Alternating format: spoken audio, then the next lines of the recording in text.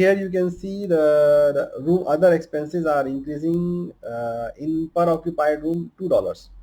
So which we can see the increase is coming to from each occupied room $2 of cost increase every time. It's $2 right? So now the total cost here is around $4. Last was $7, right? So the how much is the fixed cost? So now we can see the $2 is the fixed cost, right? So you can take any one of them, let's say latest year, into $2, 2.5, let's say, and on an average 2.5 means that 104,000 is revenue. 104,000 is, sorry, not 104,000 into, oh, into 2.5. So 43,000 is fixed variable cost in the total, and out of 73,000 minus 73,000 minus 43,000, so it becomes,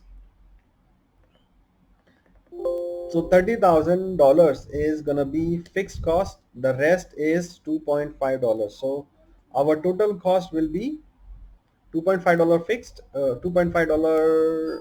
Now here we can see the total cost will be to 48,000. So our total cost here, you can see our revenue increased slightly.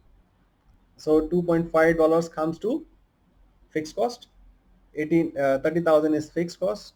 So total cost will become 48,000. You can continue to recheck it, the sensitivity sense of this, by looking at the actual cost. Now we have seen $6,400 actual performance levels, and the cost was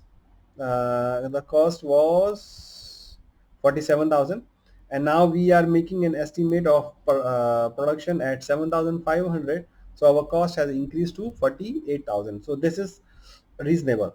And now if we increase it to, let's say, the recent level, let's say 11,000, so our cost should be somewhere about the actual performance, which we can see here. Let's see the room cost. Yeah, here is the room expenses. So our actual expenses are 20. Other expenses, yeah, other expenses are, sorry, other expenses are 56,000, right? Rooms department 56,000. So here is around 57,000. So it's remain in the same ratio, same range. So our calculation, our ratio of fixed expense and variable expense is pretty much correct. So let's change it to 7,500. Okay, F&B cost. So how much portion of F&B is fixed? How much is it? So total, here you can see the percentage I have calculated, not based on occupied room, because F&B revenue is independent. It has other guests also. So I have calculated based on the total F&B revenue percentage. So 4% of the total F&B revenue is variable. So let's say 4%. 4.2, let's say, and make it, we can take it an average. 4.5% is fixed, is variable to the F&B revenue. So how much should be the fixed? So now we can see at this level, at the latest level, 17,000, sorry, our revenue is the 345,000. So our we can calculate it separately here. Let's say our 4.5%, right? So sorry, we can calculate it near the this one. Okay, so 3 into 4.5%. So our total cost is into 4.5%. So our variable portion is 15,000. Total cost is 26,000. So one fixed cost becomes to sorry, $11,000. So now we can put up here $11,000 as fixed cost plus 4.5% as variable cost. Total our F&B revenue we are estimating is 194,000 multiplied by 4.5% becomes 8,000. Total cost becomes $19,000.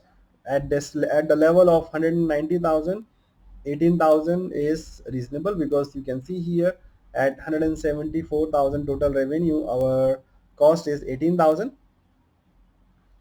and at 194 it is 19,000. So our model is now continue to build up and is correct.